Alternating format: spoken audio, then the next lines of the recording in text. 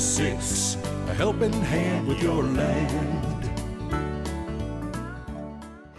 Neil from Messick's here to celebrate a special milestone with you. Our channel is crossing 100,000 subscribers, which is awesome. It's an amazing milestone.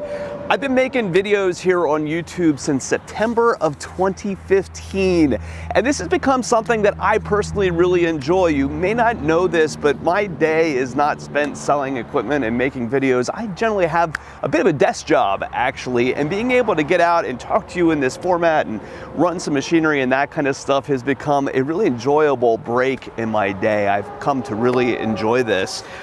It's really cool that we've been able to reach that milestone. There's no other equipment dealer that has even a small audience compared to what we have, and we've done it in a way of just basically creating quality content and avoiding the clickbait and that kind of stuff. At this point in the years of doing this, there's things that you can do to drive those subscriber numbers, and we generally try to avoid that kind of stuff and stick to mostly educational content. So proud of the stuff that we've created and the way that we've done it, and thank you to all of you for kind of joining us and rewarding us with this metric that's kind of so watched among YouTube creators. Gonna take a couple of minutes here and run through my top 10 favorite videos here that we've done over the last number of years. Some of these were crowd pleasers and some of them were ones that really never got a whole lot of views but are still some of my favorites. So join us here, we'll talk through my top 10 favorite Messick's equipment videos. On the inside of here, the very first thing that you get is a O-ring on the top that's going to seat against your machine.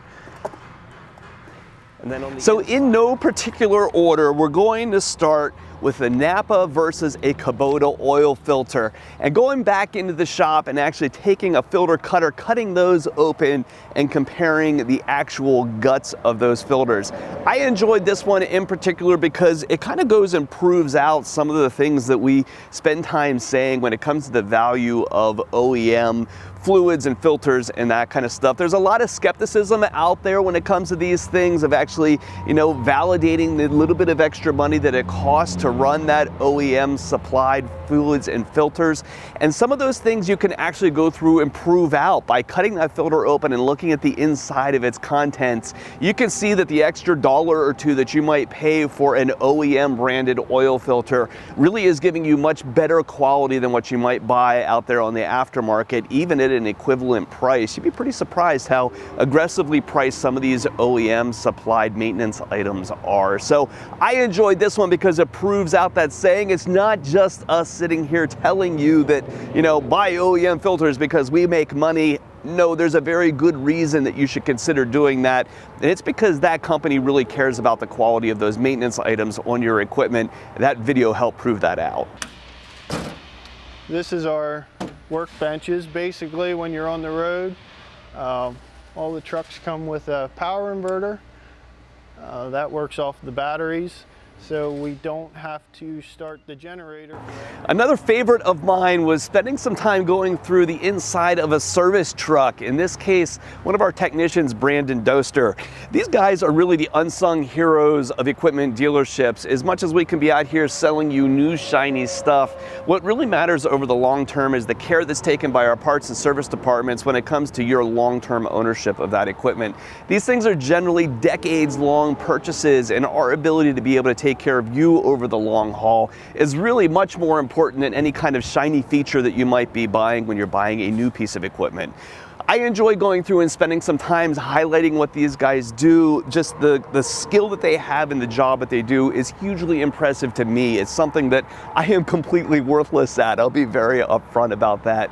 But going through and taking the time with Brandon and looking what's inside the doors of every one of these trucks, I think is really interesting. It gives you a little bit of respect for what these guys do out in the field. So between your legs on most tractors is a little dial here that has an open to close symbol on it. Most people have no idea what it does. They sit here, twist the thing back and forth, waiting for something to happen, and nothing ever does. The reason for that is because this is a restriction valve that works in conjunction with the up and down control for your 3-point hitch.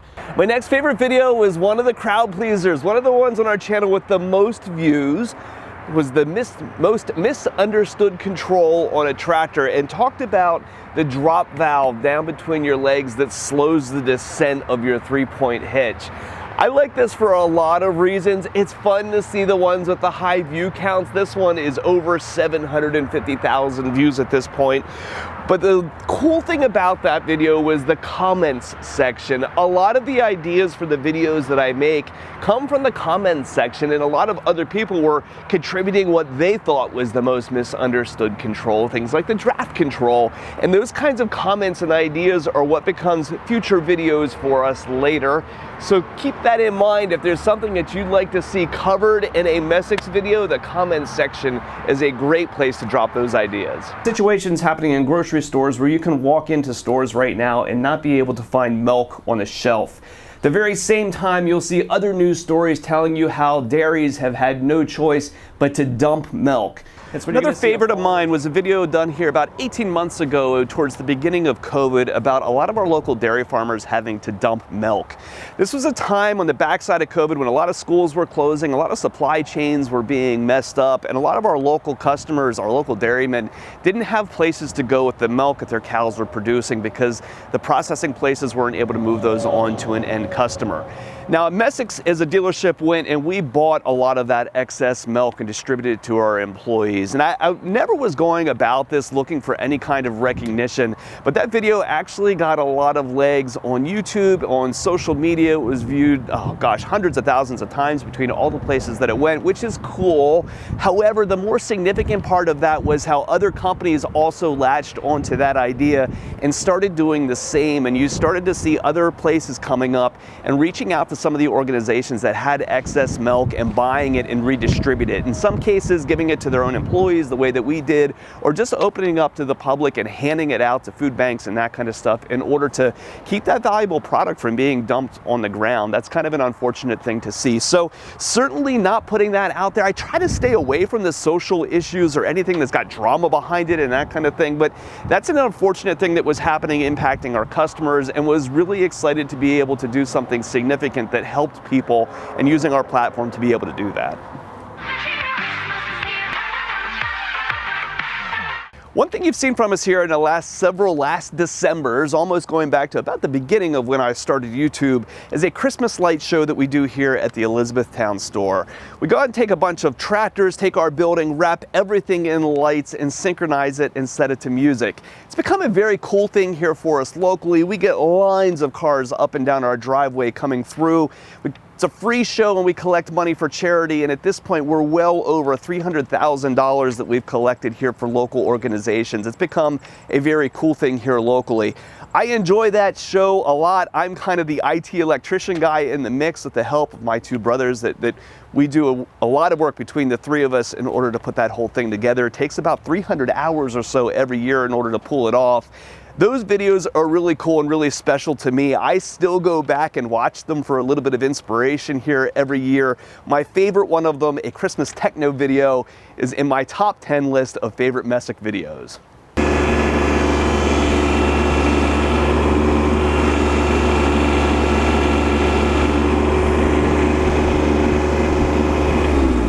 So this is our bar. Next up is one of my favorite tire testing videos. Doing more analytical styled videos is one thing I would like to spend more time doing in the future. I like the time that we can take going through and testing tires and testing your loader using load cells for a couple of different reasons. If you're shopping for a piece of equipment, it helps you understand the performance of the tire or the performance of the loader. But if you also own a piece of equipment, it helps you understand how to get the most out of your product, whether it's, setting pressures in your tire or understanding the points at which your loader is a little bit more powerful. I think that's a kind of content that kind of lacks out there. All too often when companies are selling things, they rely on those glossy brochures in order to do that. And I think that analytical approach to understanding your equipment is really cool content to make, and I hope to make more of that in the future. I was, I guess, in a fortunate position that I wasn't buying out of necessity. I wasn't in a dire situation where I had a piece of equipment that had failed. My existing Kubota BX23 was working just fine. It just, the list of things that it couldn't do for me, for my particular application, seemed to be growing. You kind of get a sense of some of the work involved. Next up is the day that we spent with John from the Bradleys on Catbird Hill. John also has a YouTube channel.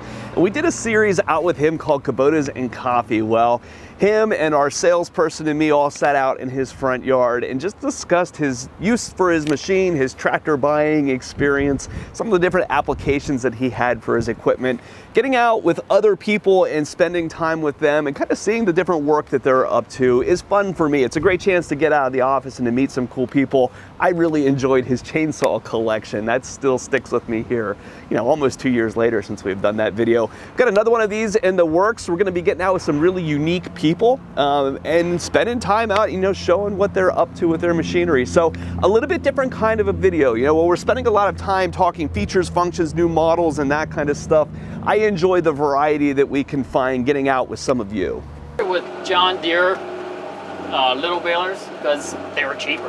And like, okay, my goal was to have, back then it was a 575, you know, 575. Yeah. And then they came out with the 5070, so. I really enjoyed a series that we did in the springtime here with Rick's Custom Baling. That got us out in the cab of a tractor, actually spending time raking and baling hay and talking about a couple of different things, the different implements that we were using and how they're used, but also the business side of what Rick did. I think that was really interesting content. Some of those got good views, some of them didn't.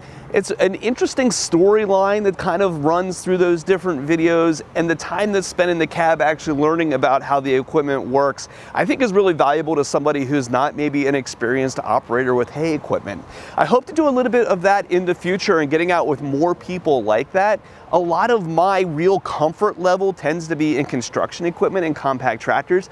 I'm not an expert when it comes out to running a hay baler, and so I'd like to be able to spend more time getting out with some of you who are experts at running this equipment, teaching me a little bit about what you're doing, but also sharing that with the YouTube audience. The tailgate completed weld assembly goes into the line, and we pre-prime some areas. That's where the sledge is going to run, so paint is not going to get in there when we assemble the sledge, so we pre-prime it.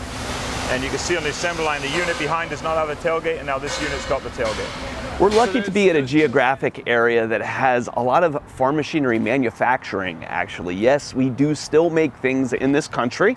In this case, a lot of the New Holland hay tools are actually made about 40 minutes away from us at New Holland's headquarters in New Holland, Pennsylvania. About 3 years ago, we had the opportunity to go out and do a factory tour with the plant manager, kind of about 2 hours that we spent one-on-one with him walking around and showing how a lot of this machinery is made. Never got huge views on YouTube. However, the plant tour itself is really interesting. It's a real deep dive through that facility, not behind the safety glass kind of look that you take at stuff. It was the real guy walking us around showing us the real stuff. So really interesting stuff. I think it's worth going back and looking at. And frankly, whether you care about hay equipment or not, just a factory tour of anything I find really interesting. Watch the numbers on the pressure gauge.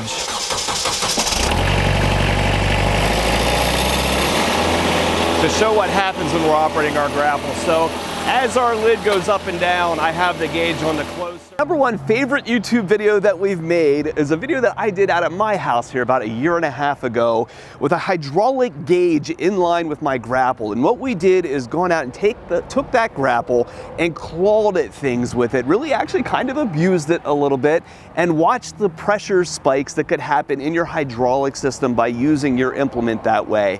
I think those kinds of videos are worthwhile. There's a little bit of entertainment factor in that one, but also helps you understand why you should care for your equipment, not crash it around and ram into things. When you can go and you can put some solid numbers and show that you're spiking your hydraulic system up to double or more what its normal operating pressure is, it maybe helps you understand a little bit how to use your equipment responsibly and hopefully not do damage to it. So that absolutely was one of my favorites. Check the boxes for me on one that was fun to make, had a little bit of entertainment value to it, had that scientific and educational bent to it. Definitely up there for me, my #1 video. So in closing, thank you. None of this works without you supporting us, and that support comes in a lot of different ways. It's in terms of watching the videos. Yeah, I appreciate the audience and all that is fun, but so many of you also choose to support our business, whether it's buying your parts or coming in and picking up a piece of equipment or shopping your attachments with us. The support, not just of this channel, but also of our livelihood, is really meaningful to me. And it's very cool to have that interaction with all of you. I appreciate every person that comes in the store and asks for a tour or says hi or wants a hat signed or whatever. Never have I set out to make a YouTube channel for that kind of recognition, and the whole experience has been very cool. So thank you for your participation in that. Not a person who begs for subscribers, but hit that button. The last several years here has included a lot of fantastic content. If you've only started watching us here in the last couple of months, or because you're shopping for a piece of equipment, there's years worth of back videos here that I think are really worth watching. We don't set out to make a video just for the next set of views or for the hype that we can throw out there to get big subscribers for tomorrow. I think a lot of what we've done over the past several years is really worthwhile, and it's worth going back to those old videos. And really, there's a lot that you can learn, hopefully, about your equipment. So thank you, each and every one of you, for your participation in hitting that big 100,000 number. It's very cool. So if we can help you with any equipment that you've got, or you're shopping for any parts or service, give us a call at Messick's. We're available at 800-222-3373 or online at messicks.com. I'm standing here beside our very first Kubota M5 111. This guy is serial number 265, so it's got to be one of the first ones out there. Our typical customer for this tractor tends to be a small hay operator, hobby farm, small farmer looking for a utility tractor. Generally